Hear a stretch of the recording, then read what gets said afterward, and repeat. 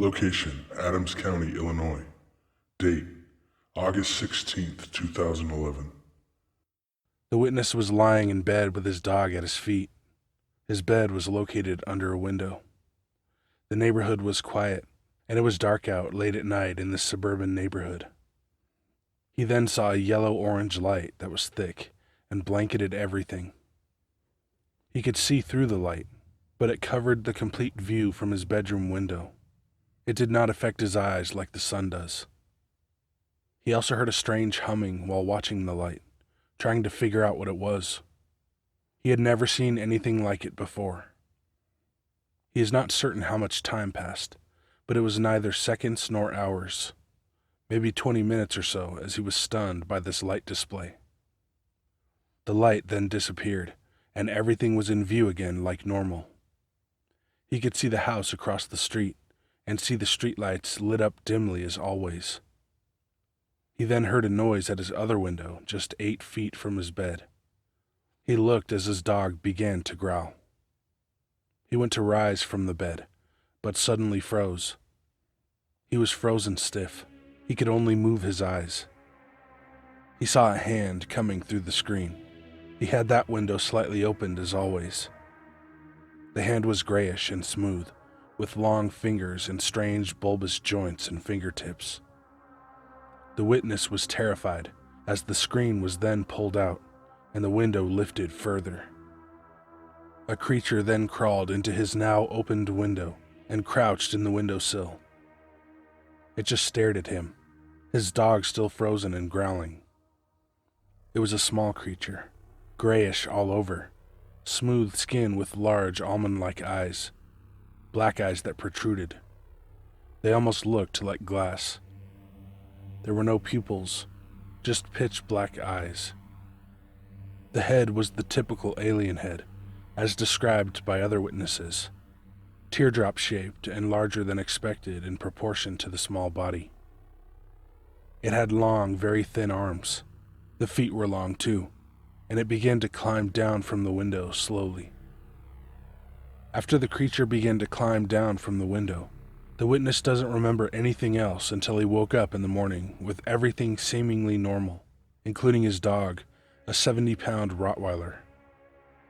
He ran to the window, remembering the night's events, and the window was raised up all the way, which he never did. The screen was lying on the driveway outside.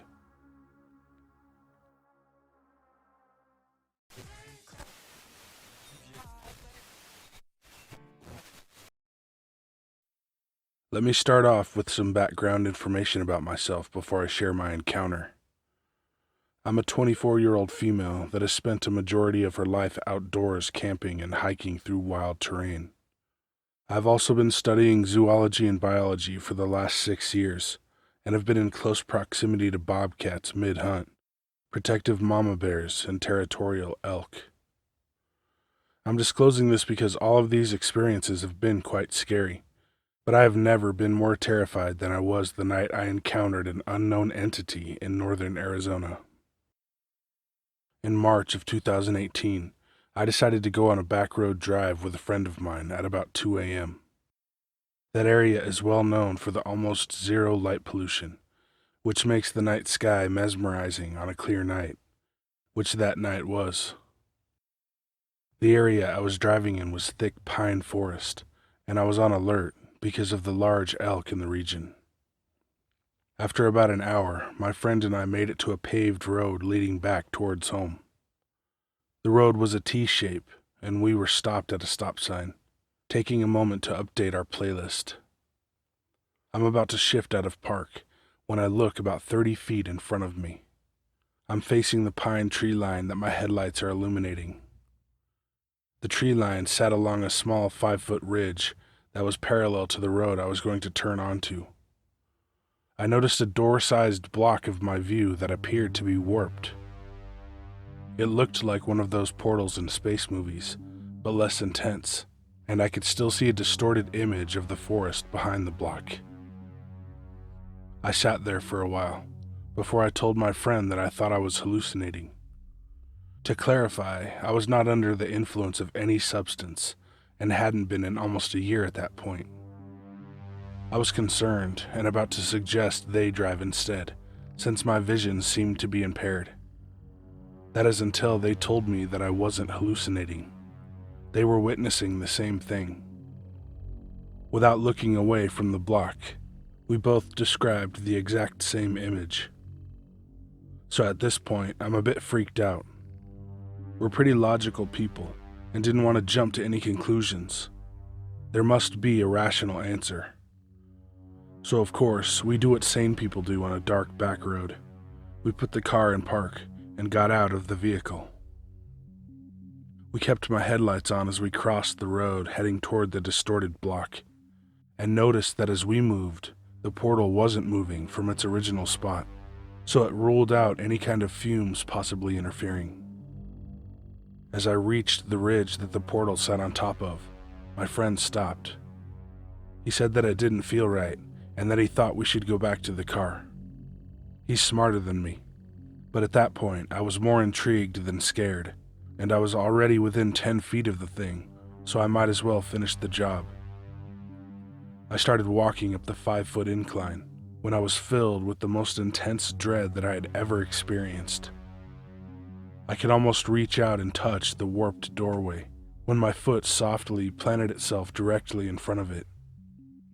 At that exact moment, the most horrendous noise erupted. It sounded almost as if someone had dropped a metal tank out of the air. It was the loudest metallic crash that I had ever heard. I was startled by the noise and lost my footing and slipped down the ridge. I caught myself right as I was next to my friend. We both looked at each other in scared confusion when the night air filled with what sounded like 36 coyotes calling. I'll admit, it's pretty common for coyotes to call out in groups. They're kind of known for it. But what's unusual about this specific situation was that the 36 coyote howls sounded like they were screeching in our ears. It was so loud, in fact, that we had to cover our ears as we ran to my car. I felt like I was about to be attacked by all of them, and they were about to jump on me by how close their screams were. As I was running back across the street, I was looking around desperately for the coyotes to determine how many there were, but not a single one was in sight. As soon as we slammed and locked the doors of the car, the noise that was almost debilitating the moment before was gone. Silence. Not a single peep. I looked up as I was shifting into drive and saw that the warped portal was now gone. My friend confirmed that it was gone for him too, and I drove the hell out of there. We got home in record time and ran inside my house. We discussed what happened until the sun came up. We both encountered the exact same phenomenon out there on that road. We both saw the warped apparition and heard the same noises, and we were both filled with a nauseating dread and were hysterical in what we had experienced. We couldn't solve it logically and were desperate for answers. The next day, we started speaking with some friends who grew up on the local Navajo reservation. When we shared the experience, they were all convinced that we had encountered a skinwalker, but mostly because of the noises we heard. When I first heard the term, I was sure that they were kidding, but they truly believe in this. They grew up with the warnings from their elders. Some would even walk with blessed ash on their foreheads to discourage skinwalker encounters, a sort of protection charm. So I looked into other skinwalker encounters, and it's a real inconsistent mess of stories out there. But I have come across a few experiences that are eerily similar to my own. Other people who don't think I'm batshit crazy have suggested a possible alien encounter. I'm not really convinced with either of these being a possibility, but hey, I'm open-minded. If you have any insight, questions, or redirection in these theories, then please share with me. Of course, no one will really know for sure what I encountered, but I know that whatever it was in that forest was nothing that I've ever studied or come across before. I knew that I was in the presence of something supernatural, something that was dangerous. I know a lot of people who have had weird, unexplained things happen to them in the high desert regions, and now I know why they don't go out alone anymore.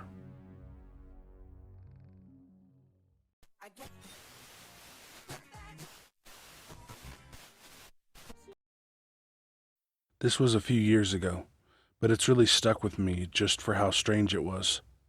And I'm hoping this is a proper place to put it, as my encounter was with a humanoid being. Anyway, I was heading out of my house at around 6 a.m. It was summer, so I took my walks at sunrise to avoid the daytime heat. I had done this many times and had my walk down to a science. Just my muscle memory could get me through. So shortly after leaving my home, I'm heading up this road toward the highway.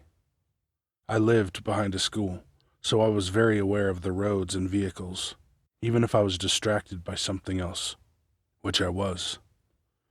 As I walked down this road, I was going through playlists on my MP3 player. I was almost right on the first intersecting road by the time I found what I wanted to listen to, and looked up.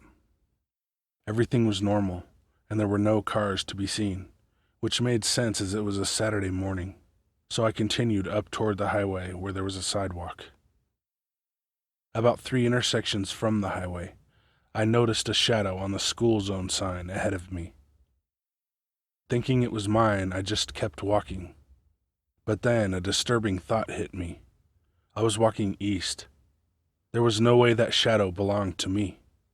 And since there was absolutely no one else around, there was no way on earth that that shadow was really a shadow. And as if it could read my thoughts in sudden fear, a figure stepped out into the intersection right behind the school. It was a gray. It had all the features: spindly limbs, enormous head, gigantic black eyes, and barely a nose, ears, or lips to speak of. For anyone else, this might have been a time to panic and run, but my military training kicked in. I didn't know what it was doing here or what it wanted, but I knew it had no place this close to my home and my children. So I charged at it, hoping at the very least to run it off, or better still, find some way to capture it. Of course, under both of those desires, I wanted to kill it. To this day, I don't know why I wanted to kill it. Maybe it was part of my training, or maybe it was because this being was undoubtedly a threat, at least in my mind. I don't think aliens come all the way to our neck of the intergalactic woods just to hide behind signs. There was something going on here, and I had to fix it. The next thing I know, I'm standing in the intersection. The creature was gone. Naturally, I was confused. The sun was higher than it should have been, and a quick glance at my MP3 player showed that I'd missed at least 10 songs. By my best guess, I was missing nearly half an hour of time. Now scared and disoriented, I turned back and walked home. It was already getting hot, and heat stroke was not going to help me sort out everything that had just happened.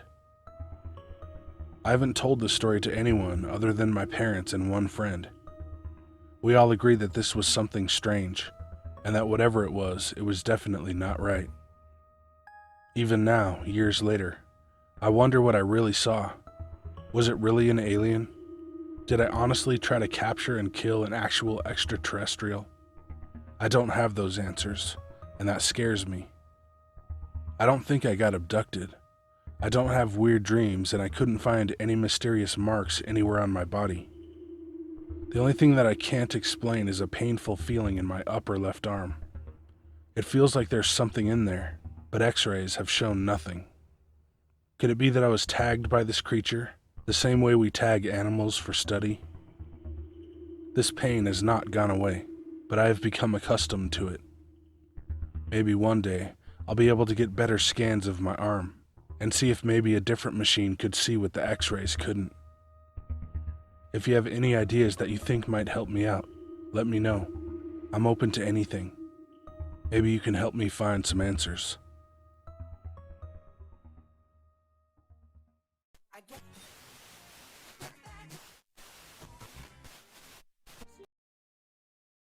Okay, so I'm going to preface this with the fact that I was a bit of a skeptic. I love the idea of the paranormal, but straight up never believed in it until about a half an hour ago. I was walking my dog along his usual route.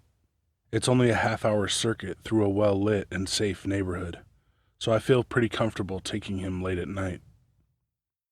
I'm about 20 minutes into the walk when I notice the only other person I've seen the entire time I've been out. A kid of roughly 9 or 10, walking alone on the other side of the street. This strikes me as odd, as it's nearly midnight, but I decide it's none of my business and press on. Then the kid notices me and crosses the road. This is where I get my first proper look at them. They're wearing a thin hoodie, green and gray striped, with the hood up, gray cargo pants, and a pair of trainers. Totally normal attire, really. As the kid walked over, I felt compelled to stop. There are a lot of young families living in the area, so I assumed they belonged to one of them. But I felt weirdly uneasy. I'm someone who really struggles with generalized anxiety, so I chalked it up to that at first. They reached me and took down their hood, and that's when I started to actually freak out. Their face was totally androgynous and kind of rubbery, topped off with blacked out eyes. It sounds cliché as hell, but everything about their appearance was just wrong. In hindsight, I'm pretty sure that it was unnatural symmetry that threw me off as much as the eyes, but I can't honestly say that for sure. I stared at the kid blankly for a minute before it said, "Excuse me, sir, but my friend and I are going to the shop, and we appear to have lost our way. Could you please direct us at your convenience?" 1. I'm a girl, so thanks, demon kid. 2. I text these words to my girlfriend almost immediately afterwards, so I can be fairly sure of the accuracy. 3. There was only one kid that I saw, but can't rule out a second being there. 4. There were no shops open anywhere near where we were. It wasn't just the factual errors that threw me, but the tone too. It was mechanical and kind of awkward, almost like if you read a Dr. Seuss book. That's what it reminded me of anyway. For some weird reason, I felt like the kid wanted to come with me. As it said these words, it kind of leaned into the direction that I had been walking. I know that it had asked for directions, but I can't help but feel that the next step would have been asking me to walk it there, or even worse, asking to come home with me, to call someone as it was lost. I told it that I couldn't be of any help, and it frowned at me. It went to open its mouth, but whatever weird compulsion that had caused me to stop broke, and I started walking home again. After a few steps, I turned to look back, and the kid was gone. Like I said, I'm not one to jump to paranormal conclusions quickly, and in a slightly older kid, I might have assumed blackout contacts, as I have them myself. But everything about this thing was just terrifying. I can't explain why I know with such conviction that what I saw wasn't human, but I just do. I won't be walking that route anymore, and certainly not after dark.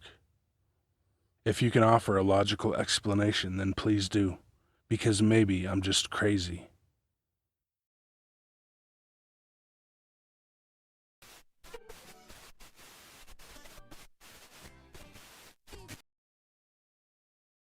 This story happened about 1.5 years ago. I've only ever shared this story with one other person, the other person who's actually in the story. First, a little about me. I have a formal education in the hard sciences, and I'm halfway through a Doctor of Medicine degree program. So those are the lenses through which I see the world. This makes me a natural skeptic on most things. I firmly believe in the existence of extraterrestrial life, because the vastness of the universe makes it a mathematical certainty. But I am far less convinced on the subject of UFOs, although there are a number of well-documented events that keep me from dismissing them outright. This story has nothing to do with aliens, though. At least I don't think it does. I guess I only mention it for the purposes of demonstrating that I keep an open mind on things, but I also still need to see at least some sort of suggestive evidence. I'm a huge fan of the paranormal as a genre. I find the stories and media fun and entertaining. I like getting scared, and I enjoy the experience of reflecting on what if. But it's always been just that to me, a genre of entertainment. And then this happened, and I still can't explain it. My fiancé and I grew up and live in a small city in New England. Honestly, it's really only a city by definition. It's bigger than your average New England town, but it's far more suburban than your average city. The house my family has lived in since I was 2 is located on the outskirts of this city. I'm now almost 30, and although my fiancé and I live in an apartment below her mom's place, I still keep a lot of stuff there at my old house, including my motorcycle. When you pull out of the driveway and go one way, it takes about 10 to 15 minutes to get into the city. But if you go the other way, it takes about 2 minutes to hit farmland. Heading toward the farms, you end up on a road called Pine Hill Road. On this road is a very old cemetery with gravestones that date as far back as the 1700s. The cemetery encompasses a square plot of land, bordered on 3 sides by trees and by Pine Hill Road on the 4th. The official name of this cemetery is Pine Hill Cemetery, but everybody in the area calls it by its other name, Blood Cemetery. It's allegedly one of the most haunted cemeteries in New England.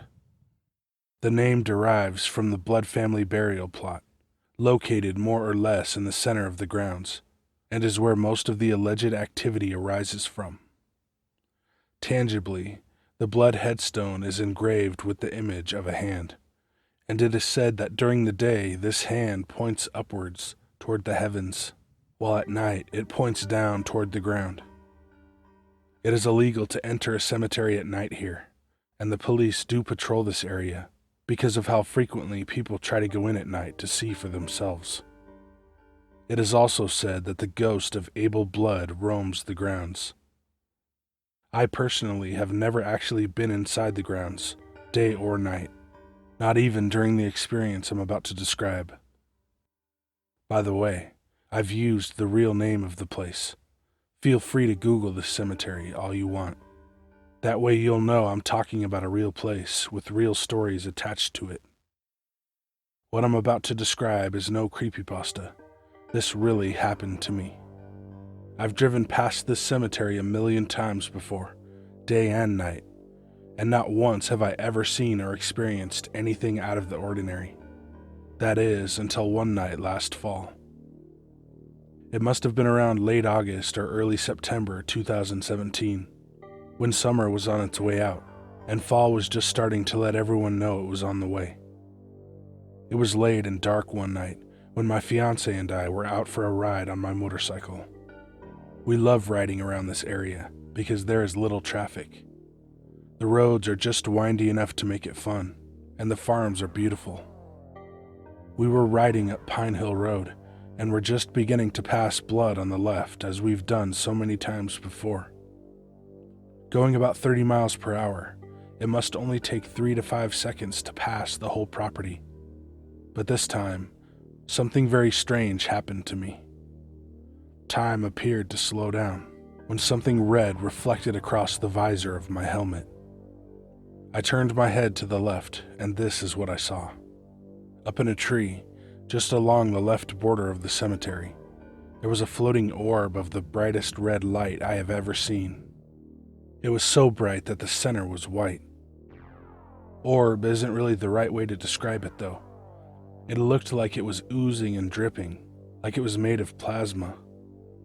The best way I can think to describe it is that it looked like the tip of a signal flare when it's held off the ground. But it wasn't shooting out the way a flare does. It was oozing. Where a flare has a sort of elongated shape from the sparks shooting out of the end, this was circular. And unlike a flare, there was no visibly physical object from which this drippy, burning orb emanated from. It just was. It was bright, it was oozing and dripping, and it was floating up in a tree. I really can't exaggerate enough just how bright this thing was, to me. Then I noticed the rest. Moving around this red orb was a set of hands. I didn't notice them at first because of how bright the orb was, and how dark the world was, but as my eyes began to focus somewhat, I realized that there was something else in the tree with the orb, and it looked like it was actually conjuring the orb. The thing was humanoid looking, but it didn't look human at all. It looked like a scrawny and lanky E.T., with nubby joints, fingers, and features, but with scrawny arms. Its face was long, narrow at the top and bottom, but wide in the middle. It was bumpy. It was a face unlike any human face I've ever seen before, and I've seen a lot of deformed faces. Lepromatous faces, hypoplastic faces, coarse faces, faces without calvaria. Hell, I've even seen real cyclopses. Yes, cyclopses really do exist, and it's actually quite a sad thing, because cyclopia results from a condition that also prevents the brain from dividing, and the baby is usually stillborn. This thing's face looked like it was from hell. Its skin looked dark brown, and it appeared to be wearing some sort of baggy-looking cloak.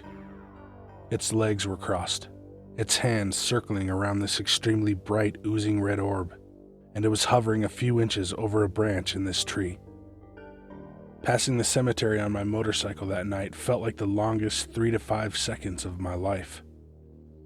As we came to the other end of the cemetery, time appeared to resume itself as normal. I looked back over my shoulder, and it was gone.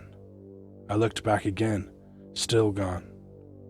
I immediately pulled over, and my fiancée asked me what was wrong, because she knows I never pull my bike over to the side of the road unless something is up and I have to. Especially when it's dark, and especially not on these windy roads where people tend to drive like a bat out of hell. I can't blame them, these roads are fun. Did you see that back there? I asked her. See what? That red light we passed back at the cemetery just now. Red light? She asked, a little confused. Turns out, she hadn't seen a damn thing. Nothing. I explained to her what I had just seen or experienced, or whatever it was that had happened. She believed me, noting how I looked visibly disturbed by something. But whatever that something was, she hadn't seen any of it. It was dark and we were moving, so normally I wouldn't have been so surprised by her not seeing something like a figure up in a tree. But that orb of light, it was just so damn bright. There were no cars around, no houses from which a porch light could have been peering through those particular trees. There were no lights in the sky, no planes or helicopters around, and no explanation as to why only I saw this. I've never been diagnosed with mental illness. I don't have a substance abuse problem, and I certainly wouldn't have myself and the mother of my future children together on a bloody motorcycle if I were high or drunk. I've never had a seizure or been told that I had a seizure. I've never had hallucinations, and I've never experienced anything like this before, or anything like it since. I've driven past blood numerous times since then, too, and every time it's just been its normal, old, sleepy self.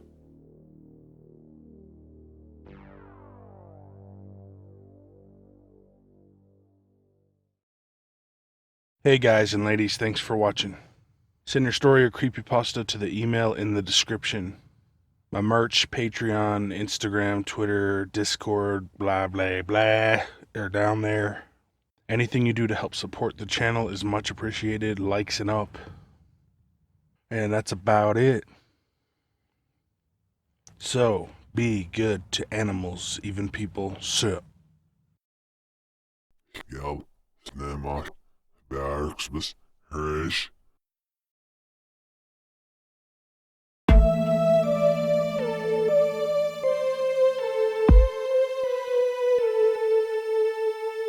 Lepromatous.